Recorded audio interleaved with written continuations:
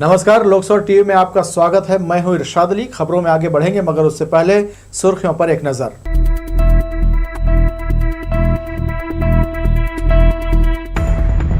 महाधिवेशन के दूसरे दिन पहुंची प्रियंका गांधी। कांग्रेस के वरिष्ठ नेताओं ने भाजपा पर जमकर किया प्रहार।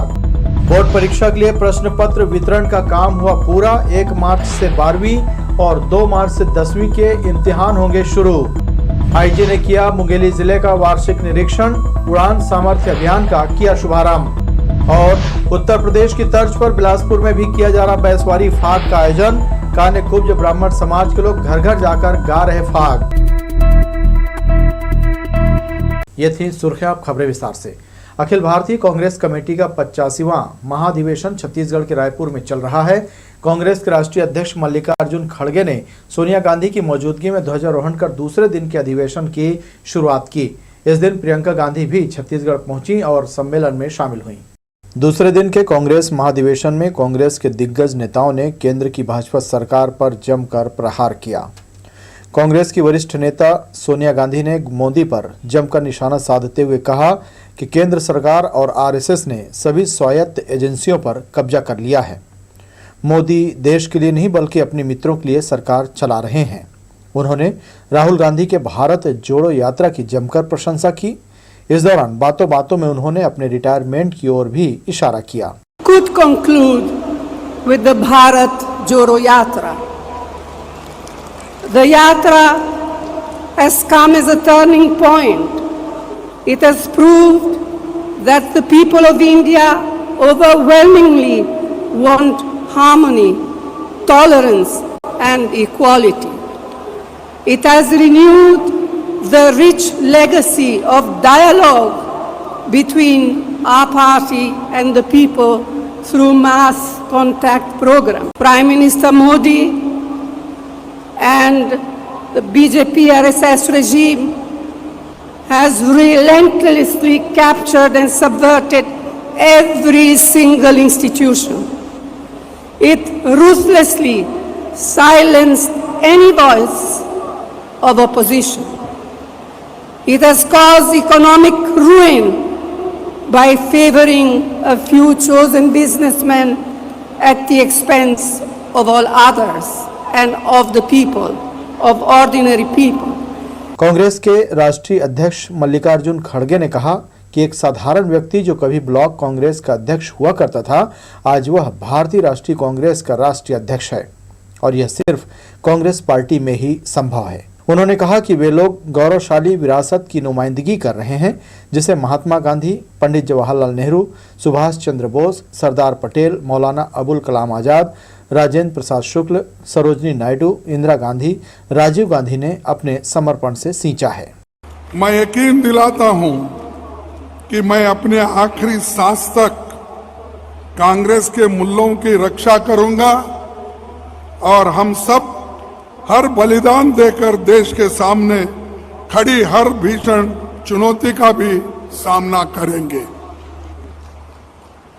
आप में से काफी साथी मेरे जीवन की राह से परिचित है। ये केवल कांग्रेस में ही संभव है कि एक साधारण व्यक्ति जो कभी ब्लॉक कांग्रेस कमेटी का अध्यक्ष हो, आज भारतीय राष्ट्रीय कांग्रेस का अध्यक्ष निर्वाचित हो गया।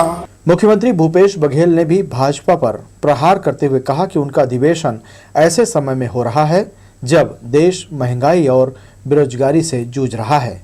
किसान मजदूर बेहाल हैं। छत्तीसगढ़ देश के हृदय स्थल है और वहां इसका चयन किया गया है। ऐसे समय में जब देश महंगाई से जूझ रहा है, बेरोजगारी से जूझ रहा है, किसानों को दाम नहीं, मजदूरों को काम नहीं, नौजवानों के काम नहीं, ऐसे समय में जब राहुल जी कन्याकुमारी से लेकर कश्मीर तक के पद यात्रा करते हैं, आज पूरा देश राहुल जी की तरफ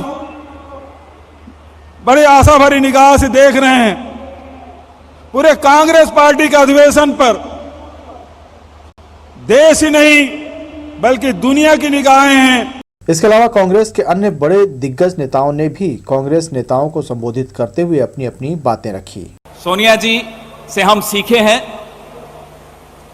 कितनी भी कठिन परिस्थिति हो, सौम्यता से कोई समझौता नहीं होता है, कोई मूल्यों से कोई समझौता नहीं होता है। ये हम सोनिया जी से सीखें।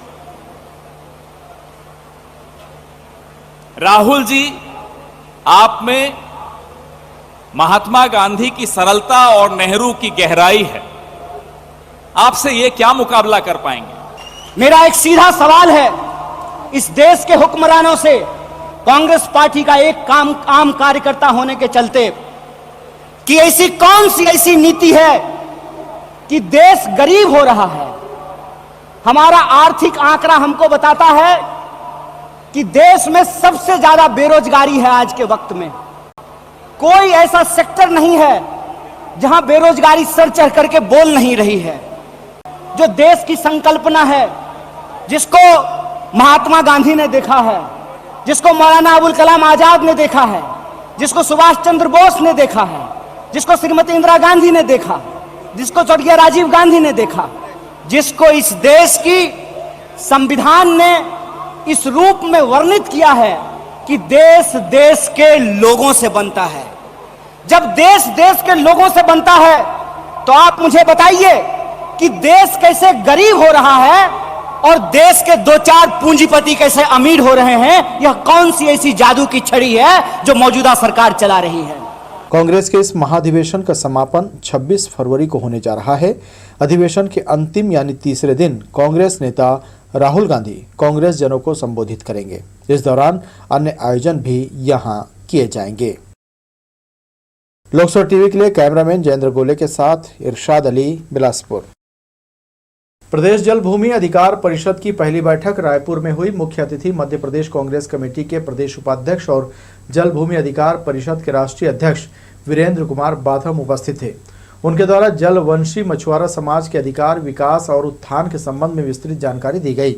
इस अवसर पर परिषद के नवनिर्वाचित पदाधिकारियों को नियुक्ति पत्र प्रदान किया गया।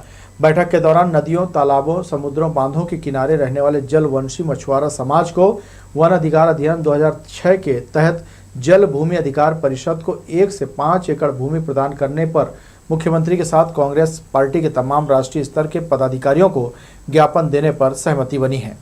बैठक को राष्ट्रीय अध्यक्ष वीरेंद्र कुमार बाथम के अलावा जल भूमि अधिकार परिषद के प्रदेश अध्यक्ष अजीत सदन नाविक, महासचिव नंद कुमार निषाद ने संबोधित किया।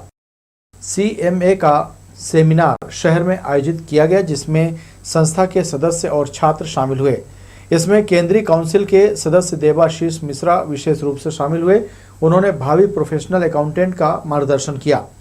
बिलासपुर चैप्टर के अध्यक्ष आलोक दत्ता ने प्रेस को बताया कि कोरोना के बाद से मार्केट काफ़ी मंद पड़ा हुआ है, पूंजी नहीं है। ऐसे में स्टूडेंट्स को मॉडल डेवलपमेंट और बिजनेस लीडरशिप, बिजनेस मैनेजमेंट के सामने आने वाली चुनौतियों के बारे में बताया जा रहा है। CMA मुख्य रूप से बिजनेस मैनेजमेंट और लीडरशिप स्किल डेवलपमेंट करता है। इसमें समय समय पर आने वाली चुनौतियों का सामना करने के साथ ही मॉडर्न मैनेजमेंट की जानकारी केंद्रीय स्तर पर मिलने वाले आंकड़ों के आधार पर दी जाती है। केंद्रीय उपक्रमों NTPC, SSCL, पावर सेक्टर में स्टूडेंट्स के लिए जॉब की संभावनाएं होती हैं। साथ ही CMA डिग्रीधारी स्वतंत्र रूप से बिजनेस भी कर सकते हैं। ये competitiveness and sustainability of any business in present economic era, this mean आज का डेट में कोरोना का बाद बिजनेस धुक रहा है। उनका पास माने पैसा नहीं है, वर्किंग कैपिटल नहीं है, उनका पास आपका मार्केट नहीं है, ऑर्डर नहीं है। इससे कैसे वो उभर सकता है, कैसे आगे बढ़ सकता है, उसको जानकारी देने के लिए, उनको साथ देने के लिए आज का सेमिनार का आयोजन किया गया था। VIP जोन होने के साथ ही शहर के व्यस्ततम मार्ग में से एक नेहरू चौक से मंगला चौक तक अस्थायी दुकानदारों पर अब नगर निगम ने कार्रवाई के साथ उनका सामान भी जब्ती करने का मन बना लिया है। अतिक्रमण प्रभारी प्रमिल शर्मा ने इस संबंध में जानकारी देते हुए बताया कि नगर निगम आयुक्त के निर्देश पर यह कार्रवाई की जाएगी, जिसके लिए तैयारियां कर ली गई हैं। गौरतलब है कि इस मार्ग में कलेक्ट्रेट कार्यालय से लेकर मंगला चौक तक सड़क के दोनों ओर अवैध वेंडरों के ठेले और दुकानें सस्ती हैं, जिसके चलते कई बार जाम की स्थिति बनती है। नेहरू चौक के मंगला चौक तक हम लोगों के द्वारा जो ठेले लगे गए थे उनको समझाई दी गई और निगम जो जोन कमिश्नर के उनके द्वारा भी कई बार स्टाफ को वैसे समझाया गया, मैं इनके द्वारा नहीं माना गया तो माननीय कमिश्नर साहब के आदेश से कलेक्टर ऑफिस से और मंगला चौक का ठेले जो भी लग रहा है उसको जब्ती बनाई गई। बोर्ड परीक्षा के लिए प्रश्न पत्रों का वितरण पूरा हो चुका है। बिलासपुर जिले के 131 हाई स्कूल और 123 हायर सेकेंडरी स्कूलों से पहुंचे प्रतिनिधि गोपनीय सामग्री साथ ले गए। सुरक्षा की दृष्टि से इसे पास के थानों में रखा जाएगा। 1 मार्च से शुरू होने वाली छत्तीसगढ़ माध्यमिक शिक्षा मंडल की बोर्ड परीक्षा के लिए गोपनीय सामग्री का वितरण पूरा कर लिया गया है। संभागीय अधिकारी की देखरेख में स्वामी आत्मानंद मल्टीपर्पज स्कूल से जिले के 131 हाई और 123 हायर सेकेंडरी स्कूलों को प्रश्न पत्र और जरूरी प्रपत्र दिए गए। पहले दिन चारों ब्लॉक के ग्रामीण स्कूलों से आए प्रतिनिधि गोपनीय सामग्री साथ लेकर गए, जबकि अगले दिन शनिवार को शहरी केंद्रों को परीक्षार्थियों की संख्या के अनुसार सामग्री दी गई। 10वीं 12वीं का दोनों का प्रश्न पत्र एकदम आराम से और बढ़िया सहयोग, केंद्र तक का भी सहयोग है, कोई हल्ला गुल्ला नहीं, कोई परेशानी नहीं, बड़े आराम से वितरण हुआ। कल भी हुआ। प्रश्न पत्र है, 10वीं 12वीं का प्रश्न पत्र है और आपका ये पुलिस थाना में रखने के लिए वो पुस्तिका है। सभी प्रकार की सामग्री परीक्षा संबंधी केंद्र तक को दी जा रही है। परीक्षार्थियों की संख्या के अनुसार प्रश्न पत्रों का बंडल पहले तैयार कर लिया गया था। इन बंडल में प्रश्न पत्र के अलावा विवरण पुस्तिका और सुरक्षा के लिए थाना के सुपुर्द करने पेपर शामिल है। केंद्राध्यक्ष और सहयोगी शिक्षकों ने सामग्री जांच कर तसल्ली की। बुधवार 1 मार्च को 12वीं और 2 मार्च को 10वीं की परीक्षा हिंदी विषय से शुरू होगी। कैमरामैन राजा खान के साथ दिलीप जगवानी, लोकसो टीवी, बिलासपुर। नेहरू चौक में शनिवार को ट्रैफिक सिग्नल उलट चलने से लोग असहज महसूस कर रहे थे। आमतौर पर सिग्नल बाएं से क्लियर होता है, लेकिन यह दाएं से बाएं चलने लगा। इससे दिन भर वाहनों के आपस में टकराने की स्थिति बनती रही। ट्रैफिक सिग्नल एंटी क्लॉक चलता है, जिससे दुर्घटना की आशंका नहीं रहती, जबकि इसके विपरीत सिग्नल मिलने से नेहरू चौक में अजीब स्थिति देखी गई। यातायात पुलिस लोगों से ट्रैफिक नियमों का पालन करने अपेक्षा करती रही और उल्लंघन करने पर जुर्माना वसूल किया जाता रहा। जब विभाग ही गलती करे तो उस पर जुर्माना कौन करेगा, समझ से परे है। गर्मी का मौसम दस्तक दे रहा है। इस मौसम में लोगों को शुद्ध और ठंडा पानी मुहैया कराने बंद पनघर शुरू किए जा रहे हैं। नगर निगम ने कोरोना की पहली लहर से पहले गर्मी में ठंडा पानी पिलाने नेहरू चौक में इसे स्थापित किया था। इस दौरान 2 साल से यह बंद रहा है। पिछले साल पेड़ की भारी शाख इस पर गिरने से भीतर लगे उपकरण को नुकसान पहुंचा था। अब इसे नए सिरे से सुधारा जा रहा है। फिल्टर, पानी स्टोरेज टैंक और सभी पाइप बदले जा रहे हैं। उम्मीद किया जा रहा है कि 1 मार्च से लोगों को इस पनघर से 1 रुपए में 1 लीटर पानी मिलने लगेगा। बिलासपुर रेलवे स्टेशन में यात्रियों की सुविधा को ध्यान में रखते हुए कई कार्य किए जा रहे हैं। इसी कड़ी में यात्रियों को बड़ा और चौड़ा फुट ओवर ब्रिज की सुविधा मिली है। यह ब्रिज सीधे चुचुयापारा तक जाकर मिलता है, जिससे यात्रियों को आने जाने में काफ़ी सहूलियत मिल रही है। कुछ महीने पहले बिलासपुर स्टेशन के बाहरी छोर के ओवरब्रिज को अस्थायी रूप से बंद कर दिया गया था, जिससे यात्रियों को दिक्कतें हो रही थी, लेकिन इसे एक बार फिर से यात्रियों की आवाजाही के लिए खोल दिया गया है। अब यात्री सीधे गेट नंबर 4 के पास से चुचुयापारा तक जा सकते हैं। अधिक भीड़ होने पर बगल में बने रैंप से भी यात्रियों की आवाजाही हो रही है। ये सुविधा मिलने से यात्रियों ने राहत की सांस ली है। रेंज के पुलिस महानिरीक्षक बद्री नारायण मीणा ने शुक्रवार को जिला मुंगेली में पुलिस कार्यालयों का वार्षिक निरीक्षण कर अधिकारियों को आवश्यक दिशा निर्देश दिए। इस दौरान उन्होंने जागरूकता अभियान उड़ान सामर्थ्य का हौसले का शुभारंभ कर रथ को हरी झंडी दिखाकर रवाना किया। वार्षिक निरीक्षण के तहत रेंज के पुलिस महानिरीक्षक बद्री नारायण मीणा ने मुंगेली का दौरा किया। सबसे पहले उन्होंने रक्षित केंद्र में परेड की सलामी लेकर इसका निरीक्षण किया।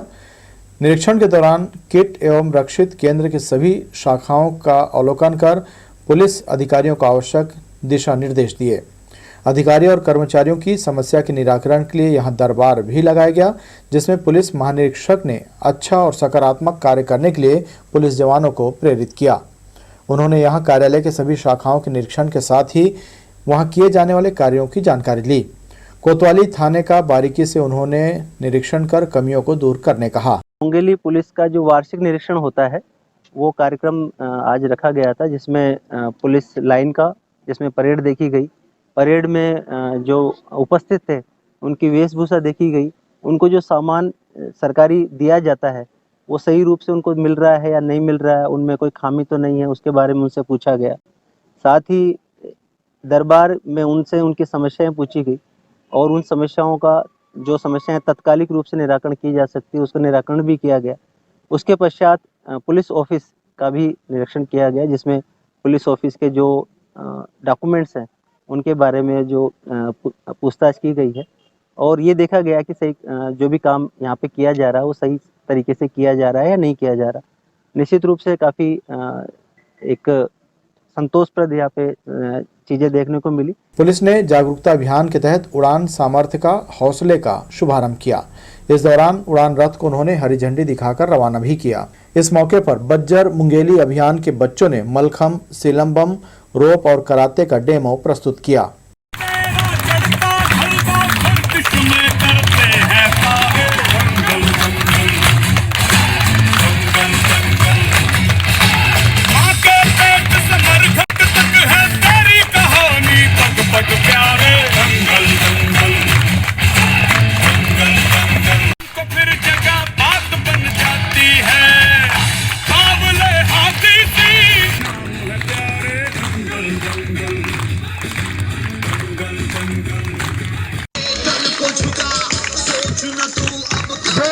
से बालिका का अभिनंदन। 4 साल की बालिका माया डहरिया, ये देखिए अपनी कला। आज मुंगेली जिले में सबसे पहले वज्र मुंगेली का कार्यक्रम देखा, जिसमें बच्चों का जो रोप पे करतब हैं और उनका मलखम पे जो करतब हैं और ताइक्वांडो की जो उनकी सिखलाई है उसके बारे में यहाँ पे उनका प्रदर्शन देखा और काफ़ी उन्नत किस्म का है, उत्तम किस्म का है। बच्चे बहुत ही कम समय में काफ़ी अच्छी ट्रेनिंग ले रहे हैं। निश्चित रूप से उनके आगे के भविष्य के लिए काफ़ी उपयोगी होगा और मुंगेली पुलिस के द्वारा ये प्रयास काफ़ी सराहनीय है, जिसमें बच्चों का भविष्य बनाने के लिए उनको ट्रेनिंग करने के लिए वो काफ़ी प्रयास कर रहे हैं। पुलिस अधीक्षक चंद्रमोहन सिंह ने बज्जर मुंगेली कार्यक्रम के बच्चों के द्वारा बहुत ही कम समय में राज्य स्तरीय खेल में 13 बच्चों ने स्वर्ण पदक, 18 बच्चों ने रजत पदक और 1 बच्चे ने कांस्य पदक जीतने की जानकारी श्री मीणा को दी। इस दौरान आईजी ने कहा कि सभी बच्चे अंतर्राष्ट्रीय स्तर पर खेलें, इसके लिए उन्हें तैयार किया जाए। चिल्फी और खुड़िया के बच्चों को आईजी ने क्रिकेट और वॉलीबॉल किट प्रदान किया। लोकसभा टीवी के लिए मुंगेली से मनीष नामदेव की रिपोर्ट। तोरवा थाना क्षेत्र के देवरी खुर्द में 18 मार्च 2022 को हाउसिंग बोर्ड कॉलोनी के रहने वाले अतुल गौतम और उसके मित्र शुभम सिंह पर देवरी खुर्द सतबहनिया मंदिर के रहने वाले अजितेश सिंह ने अपने साथियों के साथ मिलकर उनके साथ मारपीट की थी, जिसमें अतुल गौतम और शुभम सिंह को गंभीर चोटें आई थी। प्रार्थियों के द्वारा तोरवा थाने में रिपोर्ट दर्ज कराई गई थी, जिस पर तोरवा पुलिस ने पूर्व में ही कई आरोपियों को पकड़ लिया था। उनमें एक आरोपी फरार था, जिसकी पुलिस सरगर्मी से तलाश कर रही थी। फरार आरोपी अजीत सिंह को तोरवा पुलिस ने शुक्रवार को देवरी खुर्द से गिरफ्तार किया। आरोपी के खिलाफ धारा 307, 294, 506, 327, 147, 427 भादवी के तहत कार्रवाई की गई है। पुलिस अधीक्षक संतोष सिंह ने निजात अभियान के तहत शहर को नशा मुक्त बनाने के लिए सभी थाना प्रभारियों को निर्देशित किया है, जिसके तहत सभी थाना प्रभारी इस दिशा में शिद्दत से भिड़े हुए हैं। इसी कड़ी में सिविल लाइन थाना क्षेत्र के अग्रसेन चौक के पास स्थित एक कैफे में नाबालिग लड़के लड़कियों को नशे का सामान परोसने वाले आरोपी सक्षम चौधरी के खिलाफ सिविल लाइन पुलिस ने कोटप्पा एक्ट के तहत कार्रवाई की है। मार्च महीने को क्लोजिंग माह माना जाता है, इसीलिए इस महीने में राजस्व इकट्ठा करने के लिए सभी राजस्व से जुड़े विभागों पर जबरदस्त दबाव रहता है। पुलिस में भी चालान के जरिए शासन के लिए राशि इकट्ठी की जाती है। उच्च अधिकारियों के निर्देश पर बिलासपुर पुलिस भी मार्च से पहले ही धन जुटाने में जुटी हुई है।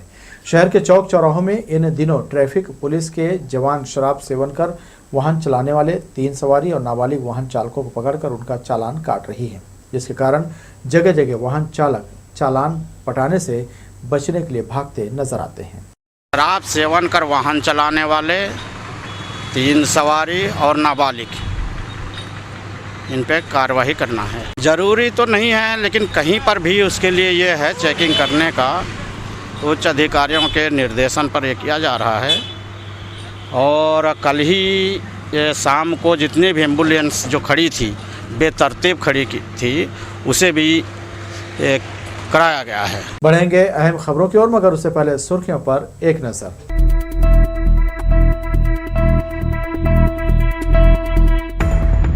महाधिवेशन के दूसरे दिन पहुंची प्रियंका गांधी। कांग्रेस के वरिष्ठ नेताओं ने भाजपा पर जमकर किया प्रहार। बोर्ड परीक्षा के लिए प्रश्न पत्र वितरण का काम हुआ पूरा। 1 मार्च से 12वीं और 2 मार्च से 10वीं के इम्तिहान होंगे शुरू। आईजी ने किया मुंगेली जिले का वार्षिक निरीक्षण। उड़ान सामर्थ्य अभियान का किया शुभारंभ। और उत्तर प्रदेश की तर्ज पर बिलासपुर में भी किया जा रहा बैसवारी फाग का आयोजन। कान्यकुब्ज ब्राह्मण समाज के लोग घर घर जाकर गा रहे फाग। फागुन माह लगते ही कान्यकुब्ज ब्राह्मण समाज के द्वारा उत्तर प्रदेश की तर्ज पर बिलासपुर में भी बैसवारी फाग का आयोजन होली तक किया जाता है। समाज के लोग घर घर जाकर बैसवारी फाग गाकर होली की खुशियां मनाते हैं। पिछले 100 साल से यहाँ निवासरत ब्राह्मण समाज के लोग इस फाग गायन का आयोजन करते आ रहे हैं। परंपरा को बनाए रखने के लिए इसमें छोटे छोटे बच्चे और महिलाएं भी शामिल हो रही हैं।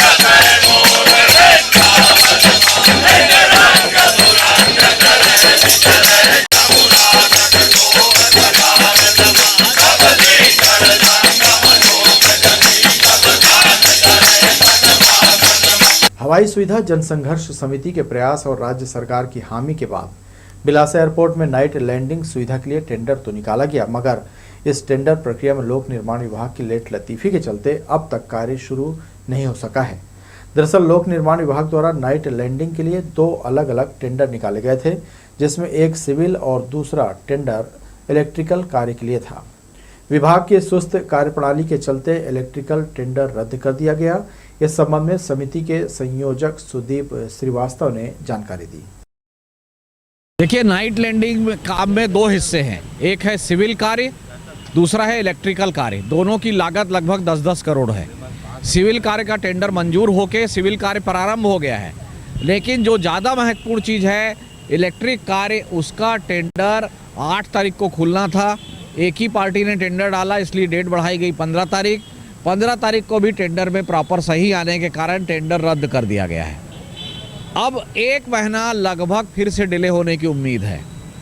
हम शुरू से इस बात को कह रहे हैं कि सितंबर में पिछले साल जब मुख्यमंत्री ने ये बात को मंजूर किया कि यहाँ नाइट लैंडिंग होगी, तो पीडब्ल्यूडी लगातार धीरे धीरे काम कर रही है और उसका खामियाजा हम लोग भुगत रहे हैं। देश की सबसे बड़ी निःशुल्क स्वास्थ्य योजना आयुष्मान भारत, प्रधानमंत्री जन आरोग्य योजना और डॉक्टर खूबचंद बघेल स्वास्थ्य सहायता योजना का लाभ हर हितग्राही को नहीं मिल पा रहा है। जिले में 2 लाख बच्चों के साथ 16.5 लाख का आयुष्मान कार्ड बनाने का लक्ष्य है, लेकिन मौजूदा स्थिति में महज 8,50,000 ही कार्ड बना है। अब भी 9.5 लाख लोगों का कार्ड नहीं बन पाया है। केंद्र सरकार के साथ ही राज्य सरकार भी अंतिम व्यक्ति तक आयुष्मान भारत योजना का लाभ पहुंचाने के लिए लगातार प्रयास कर रही है। ऐसे में सभी का कार्ड बनाने को निर्देश दिया गया है, लेकिन जिला स्तर पर मौजूदा स्थिति में कार्ड बनने की रफ्तार कम हो गई है। पुराने हाईकोर्ट रोड पर सड़क के दोनों ओर बेतरतीब 2 पहिया और 4 पहिया वाहन खड़ी किए जाने के कारण इस मार्ग पर जाम की स्थिति बनती रहती है। कई 4 व्हीलर गाड़ियां तो यहां महीने भर से धूल खाती नजर आती हैं, जिसे निगम प्रशासन के जिम्मेदार अधिकारी नजरअंदाज कर रहे हैं। लंबे समय से खड़े वाहनों को हटाया जाना चाहिए ताकि आम जनों के लिए रास्ता सुगम हो सके। दक्षिण पूर्व मध्य रेलवे जोन के स्टेशनों से गुजरने वाली ट्रेनों में बर्थ को लेकर मारामारी अब नहीं रहेगी। रेलवे ने कुछ ट्रेनों में एक एक अतिरिक्त स्लीपर कोच लगाने का निर्णय लिया है। इसकी सुविधा अलग अलग तारीखों से मिलने लगेगी। कुछ महीनों से ट्रेनों में स्थिति यहाँ तक आ चुकी है कि यात्रियों को कन्फर्म बर्थ के लिए भटकना पड़ रहा है। खासकर हावड़ा, मुंबई और दिल्ली जाने वाली ट्रेनों में प्रतीक्षा सूची बढ़ गई है। इसी के आधार पर कुछ ट्रेनों में एक एक अतिरिक्त स्लीपर कोच लगाने का निर्णय लिया गया है ताकि यात्रियों को कन्फर्म सीट मिल सके।